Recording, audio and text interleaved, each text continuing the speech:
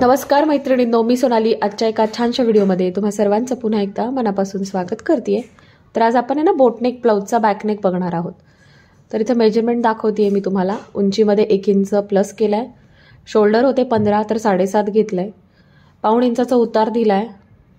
7.5 inch मुंढा पण तेवढाच घेतला आहे. पाऊण इंच उतार देऊन उरेल तो. त्यानंतर मुंढ्याच्या बाजूने शोल्डर पट्टी तयार हवी, त्यामध्ये शिलाई मार्जिन वाढवायचं आणि उरलेली गळारुंदी कट करायची. आता ह्याची चेस्ट जी आहे ती मी 40 घेतलेली आहे आणि पुढे शिलाई मार्जिन 1.5 इंच. पाठीमागचा गळा मी साधारणतः 2.5 इंच तयार ठेवणार आहे, तर मी 3 इंचावर कट केलेला आहे. कमरेचं मार्किंग जेवढं कमरेचं असेल तेवढं. आता मी बऱ्याचदा बोटनेक शिवते ना, तर त्यामध्ये मी बॅक टक्स घेत नाही. बऱ्याच जण मला विचारतात, तर तुम्ही पूर्ण व्हिडिओ बघत नाही. मी शेवटी सांगितलेलं असतं की ह्यामध्ये मी टक्ससाठी शिलाई मार्जिन घेतलेलं नाही आहे, त्यामुळे मी इथे टक्स घेत नाही आहे. जिथे शिलाई मार्जिन घेतलं जातं तिथे टक्ससाठी मी टक्स टाकतेच. आता इथे बोटनेकमध्ये पॅटर्न असेल ना, तर तेव्हा टक्स मला नाही आवडत, मी घेत नाही, तर मी टक्स नाही घेतलेला इथे. तर इथे मी अस्तरवरती आधी कटिंग केलेलं आहे गळा पण, आणि मेन फॅब्रिकचं पण कटिंग करून घेतलेलं आहे. आता इथे मेन फॅब्रिक जे आहे ते मी सरळ ठेवलं आहे आणि त्यावरती अस्तर ठेवून त्याला मी टाचण्या लावून घेतल्यात अगदी व्यवस्थित. टाचण्या लावल्याने काय होतं माहिती आहे का, फॅब्रिक थोडंसं सुद्धा इकडे तिकडे सरकत नाही. स्वतःला अशी सवय लावून घ्यायची जेणेकरून तुमचं ब्लाऊजचं फिनिशिंग छान येईल. आता जो बोटनेक आहे वरचा, त्याला पूर्णपणे मी बघा 1/2 इंच शिलाई मार्जिन कव्हर करून टीप टाकून घेते. आणि ही टीप टाकताना आहे ना, व्यवस्थित कापड दोन्ही हातामध्ये पकडायचं आणि त्यानंतर सरकवत टीप टाकायची.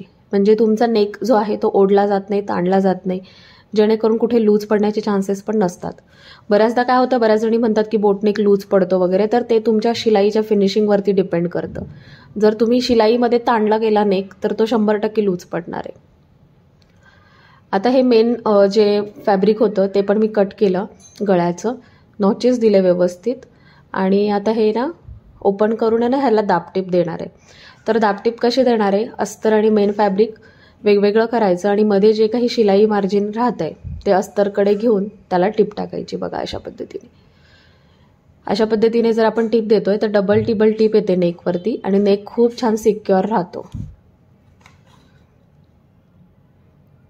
बघा अशी एक टीप टाकून झाल्यानंतर मी हे उलटवून घेणार आहे. हवं तर तुम्ही यावरती इस्त्री फिरून घ्या, अदरवाईज याच्यावरती अजून एक टीप टाकून घ्या. आता मी असं न करता तसंच ठेवलंय. आधी बॉटमला फिनिशिंग देऊन घेणार आहे. तर पुन्हा मी काय केलं, अस्तर आहे ना सरळ भागावरतीच घेतलं आणि अर्धा इंच खाली बॉटमला शिलाई मार्जिन कव्हर करणार आहे आणि टीप टाकून घेणार आहे, जेणेकरून ह्याला बॉटम पट्टी टाकायची गरज नाही पडणार.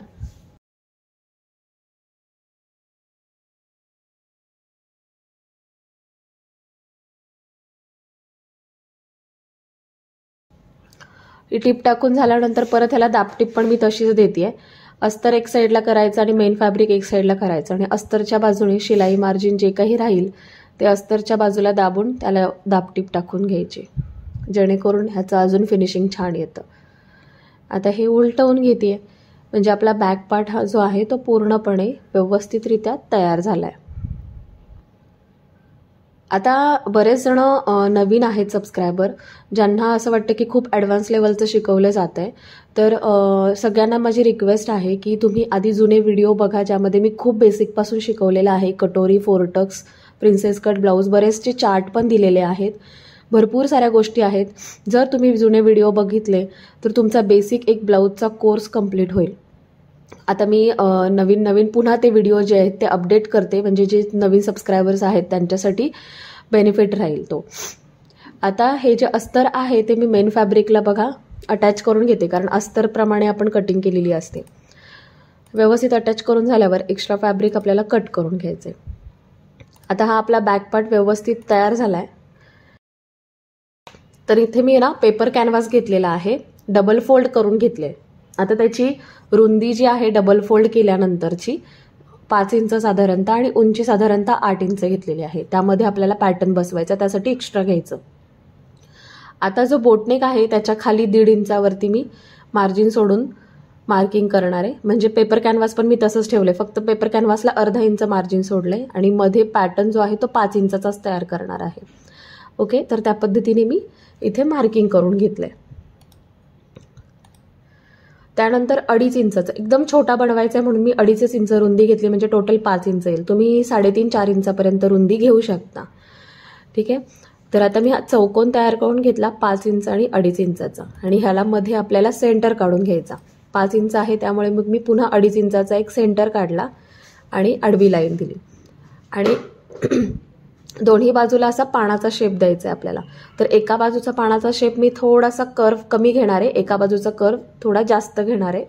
असा शेपच कस्टमरनी सांगितला आहे, आणि हा पण खूप सुंदर दिसतो. तर मी असा शेप बघा इथे मार्क करून घेतला, आणि त्याच्या बाहेर अर्धा इंच मार्जिन सोडून एक्स्ट्राचं जे पेपर कॅनव्हास आहे ते कट केलं, आणि आता जो शेप तयार केला आहे तो शेप कट केला. तर अशा पद्धतीने हा आपला शेप मस्त असा तयार झाला आहे. आणि आता हा आपण मेन पॅटर्न याचा तयार करणार आहोत. त्यासाठी काय करायचं, अस्तर घ्यायचं एक्स्ट्राचं, आणि ही जी पट्टी आहे ती अस्तरवरती इस्त्रीच्या साह्याने चिटकवून घ्यायची. आता पेपर कॅनव्हास चिटकवायचं कसं हे तुम्हाला माहितीच आहे. जी शायनी बाजू असते ती अस्तरच्या बाजूला ठेवायची आणि इस्त्री गरम फिरवायची, शायनी बाजू अस्तरला चिटकून जाते. आता अस्तरसुद्धा अर्धा इंच बाहेर मार्जिन ठेवायचं आणि एक्स्ट्राचं कट करायचं, नॉचेस द्यायचे, आणि हे एक्स्ट्राचं जे फॅब्रिक आपण अर्धा इंच बाहेर ठेवलं आहे ते ह्यावरती घेऊन त्याला अटॅच करून घ्यायचं व्यवस्थित.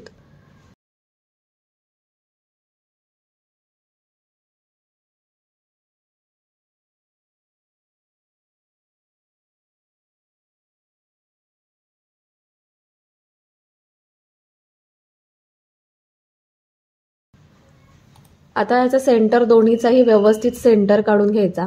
बॅक पार्टचा पण मी सेंटर काढला आणि ह्या पॅटर्नचा पण मी सेंटर काढला. जसं गळ्यापासून 1.5 इंचावर सोडायचं तर ते मी बरोबर 1.5 इंचावर सोडलं, आणि एक टाचणी लावून घेतली, म्हणजे हलणार नाही. तुम्ही एक ऐवजी 2 टाचण्या लावून घ्या. आणि आता जो काही शेप आहे मधला, अगदी कॅनव्हासच्या कडेकडेनं व्यवस्थित टीप टाकून घ्यायची. टीप पूर्ण झाल्यानंतर मध्ये थोडंसं कट द्यायचा, आणि टीप टाकली आहे ना त्याच्या 1.5 इंच बाजूला मार्जिन सोडून हे कट करून घ्यायचं. नॉचेस द्यायचे, उलटवून घ्यायचं, आणि वरती दाब टीप द्यायची.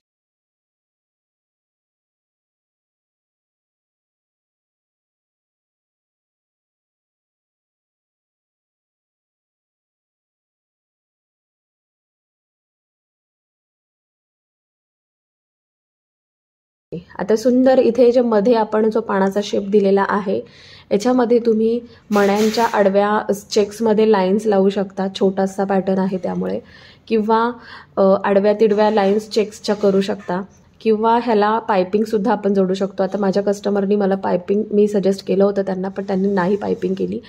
पायपिंग केली तर अजून सुंदर दिसेल. किंवा तुम्ही ह्याला मध्ये नेटसुद्धा लावू शकता, जेणेकरून हा पॅटर्न अजून सुंदर दिसेल.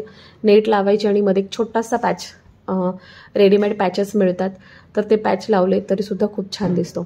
तसा एखादा मी पॅटर्न तुमच्याशी नक्कीच शेअर करेल लवकरच. नेट लावून आपण त्याला पॅच वगैरे कसं लावायचं ते, म्हणजे आता सध्या ब्रायडल ब्लाऊजमध्ये ते खूप ट्रेंड चालू आहे. तर आता हा पॅटर्न आपला पूर्णपणे तयार झालेला आहे आणि खूप सुंदर दिसतो घातल्यानंतर, एकदम सोबर.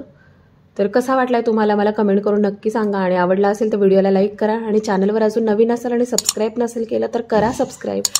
चला मग पुढच्या छानशा व्हिडिओमध्ये आपण लवकर भेटूयात.